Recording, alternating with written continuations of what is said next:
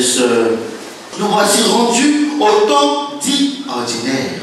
Il faut comprendre le temps ordinaire, non pas comme un moment de repos ou de lassitude, après avoir vécu des moments intenses et denses, mais plutôt comme un temps que nous est donné par l'Église, notre mère, pour vivre et mettre en pratique ce que nous avons vécu de grand et de fort durant cet temps fort de l'Église. Et c'est dans ce sens que pour entamer ce temps dit ordinaire, l'Église nous propose ces textes qui parlent de l'appel que le Seigneur adresse à ceux qui vont devenir ses disciples à travers deux récits de vocation, celui de Samuel dans la première lecture et celui d'un premier disciple du Christ dans l'Évangile. Ici donc sont donnés les tenants, les aboutissants de toute vocation chrétienne, de toute vocation spécifique. Et pour comprendre, nous nous poserons deux questions essentielles. D'abord, comment se manifeste la vocation, comment la discerner? Et ensuite, pourquoi être appelé, à quelle fin? En attendant pour la première question et essayons de répondre. Tout d'abord, ce qu'il faut savoir, c'est que c'est Dieu qui appelle. C'est Dieu qui appelle. C'est lui qui prend toujours l'initiative d'appeler. C'est Dieu qui veut nous donner une mission. Et il appelle, frères et sœurs, qui il veut, quand il veut et comme il veut. Et il ne tient pas compte de ce nombre d'attitudes préétablies, de certaines capacités ou aptitudes. Il choisit tout simplement selon son bon vouloir et selon son dessein. Et ceux qu'il appelle ne sont pas des saints, pas du tout. Ils sont pris du milieu des siens. Non en vertu d'actes méritoires, pas du tout. Mais par pur choix de Dieu, j'allais dire par pure grâce. Ainsi, personne ne peut prétendre valoir une telle grâce. Pour dire, frère bien-aimé, que c'est Dieu qui a logé de toute vocation. On ne s'appelle pas soi-même. On ne s'auto-proclame pas appelé de Dieu pour telle ou telle vocation. On ne s'auto-proclame pas prêtre ou religieuse ou pasteur ou encore berger. Non, c'est Dieu qui appelle. Et la deuxième chose que nous devons savoir, c'est que ce Dieu appelle certes, mais c'est l'homme qui donne une réponse à Dieu, et peut-être négative ou positive. Dieu n'oblige en rien personne à le suivre, jamais. Dieu propose, il invite, il appelle, nous avons à lui dire oui ou non. Si nous disons lui, oui, alors nous nous mettons entre ses mains comme des instruments pour que Dieu nous façonne et pour que nous exercions le ministère qu'il nous confie, et c'est tout. Nous avons donc à comprendre que Dieu, dans toute sa pédagogie, Dieu est proposition. Et la révélation de l'évangile même est proposition. Dieu ne nous oblige en rien. Nous avons à lui répondre par la positive, tout simplement à lui dire oui. Parce que le Seigneur, quand il nous appelle, il a un plan pour chacun d'entre nous. Et d'ailleurs, c'est un plan de bonheur, de joie et de paix.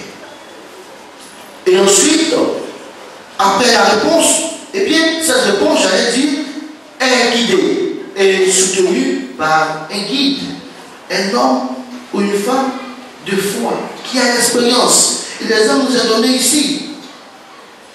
Avec Samuel, Élie a été son guide. Sans l'appui, sans le conseil d'Élie, Samuel ne saurait pas que Dieu l'appelait. C'est la même chose pour les disciples dans l'évangile. Sans le témoignage des gens, sans l'intervention des gens, ces disciples, André et autres, ne sauraient pas que c'est le Messie et ne viendraient pas à sa suite. Il a fallu que les gens leur disent, le voici, l'agneau de Dieu. Pour dire que dans notre cheminement à la suite de Christ, nous avons besoin des hommes de foi, des guides spirituels, des gens qui vont nous aider. Mais attention, il y a beaucoup à dire à ce niveau.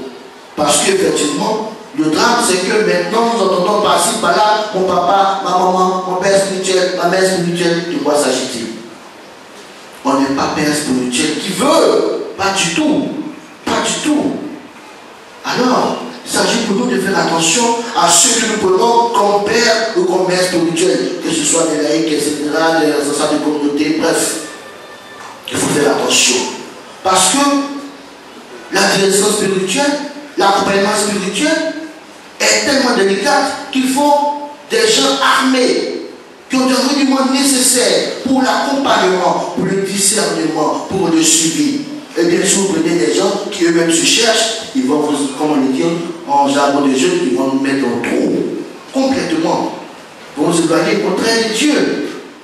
Voilà le danger, frère bien-aimé. Donc nous avons à faire attention.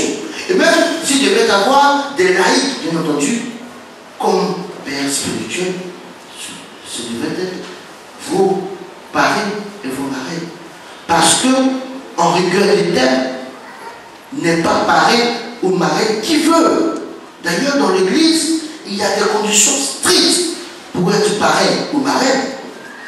Ce n'est pas parce que le monsieur, c'est mon ami du quartier, un jour, m'attend tous les dimanches ou bien tous les samedis, qui sera le parrain de mon enfant ou mon parrain, pas du tout. Ou encore, cette femme, elle s'habille bien, elle est un peu fortunée, elle sera ma marraine ou la marraine de mon enfant. Pas du tout. Il y a des critères pour être parrain. Et ce critère se résume à l'exemplarité de vie. Voilà. Des modèles de vie.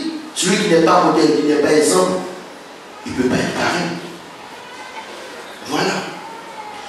Et donc, voyez-vous, frères bien-aimés, il faut être sélectif dans le choix de vos pères spirituels, mères spirituelles. Je ne dis pas que tous nos frères laïcs qui sont même dans la communauté sont mauvais, ils ne sont pas des bons pères spirituels. Il faut faire très attention.